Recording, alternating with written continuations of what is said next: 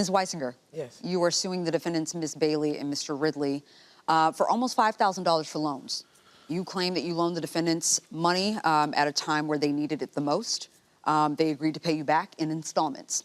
They made a few payments but then stopped, so you're suing for what you claim you're still owed. Ms. Bailey, Mr. Ridley, you claim that the plaintiff did in fact help you. You acknowledge that. But you also claim that she told you that you didn't have to worry about paying her back. You believe this isn't really about the money. You believe that it is her being upset that you didn't take some advice that she had given you.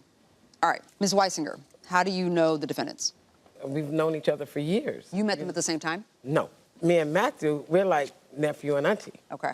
But while he's with her, that's my niece. You consider her auntie? Yes. Okay. How long have you been dating? 5 years. 5 years. Okay.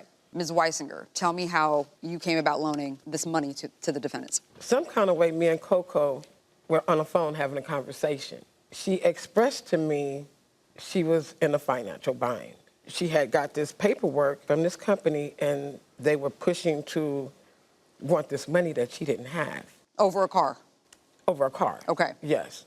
We spoke about it, and I was like, well, let me get off the phone, and I'm going to call Junior. Now, hold on. Was it normal for you to sort of interject yourself? Absolutely. It was? Okay. Absolutely. Do you recall a conversation you had with her about this? Yes. Okay. Go ahead. And so when he told me everything was fine, I told him, I said, listen, that's not what I heard from her, so we need to get together, go home, and I'll meet you there. Was this the first time you ever loaned them money?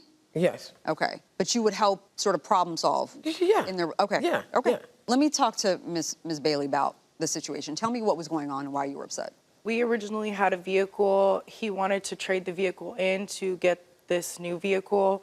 I was kind of hesitant on it. I didn't want to get the new vehicle because we'd already had one. I ended up getting the car. A year later, the vehicle broke down. So during that time, our car notes was $2,200. So they also wanted me to keep making the $2,200 payments, as well as not have the vehicle. The vehicle had been in the shop for about six months in total. I was complaining to the dealership, like, I don't have money to be paying for a car, and I don't have the vehicle. And so they said I could do the buyback process. So I also got like a lemon law attorney lawyer to help facilitate, and they got it to where if I pay a certain amount, they'll buy back the vehicle. And that amount was what, $8,000? Yes, Okay. for $8,000. So that is why you were stressing, because you didn't have the $8,000? Yes. Okay. And if not, it would be $96,000 on my credit. Okay, so the car was in your name? Yes. Okay. And what was the discussion about this $8,000? If I wouldn't have proceeded to intervene, it was going to be a bankruptcy.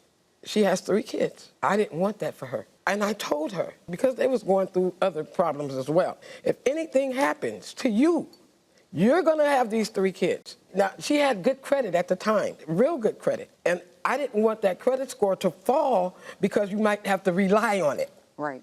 If he leaves, you don't know what your circumstances are going to be. Mr. Ridley, if you need anything for those children, you're going to need those credit cards. What were you doing? Cards. This is your debt. This is a car you wanted, and you put it in her name. Yes. How were you helping? How I was helping? What was the plan? I mean, this was a meeting with all 3 of you, correct? Yes. We really didn't talk about when to pay it back. We just never gave it a limit. Okay. When RT decided to help us out, I mean, it wasn't a set like, oh, I'm giving you this money and you need to pay me back. What makes you believe it was a gift? Because she, according to her, this is the first time she's ever loaning you money. Yeah. Had she given you money before that she didn't expect you to pay back? Small amounts, right, but so not, this is yeah, $8 grand. No large amount. What makes you think it was a gift? Because it was never said, like, you have to pay me back. So that's what happened. Is that how the conversation went? That No, you didn't say anything about it being a loan? Because it was arranged that I would get back $1,000 a month. It was arranged? Yeah. Judge that Morris. I would get back $1,000 a month. When did you have that conversation? The day of the meeting in the garage. Okay. That's the day I made the phone call to get the money. And when I brought her the money, they said that, okay, well, we'll give you back $1,000 a month. I think I got back $1,000 a month from June, July, September. 4 months, So right? October, yes. Okay. And then October came. I knew November and December, you got Thanksgiving, you got Christmas. You got these little kids. So I'm like, we can stop the payments now because we're looking at holidays coming. You know, you got kids, they're going to be looking at Christmas. Yeah. So let's pick the payments back up in January, which they agreed.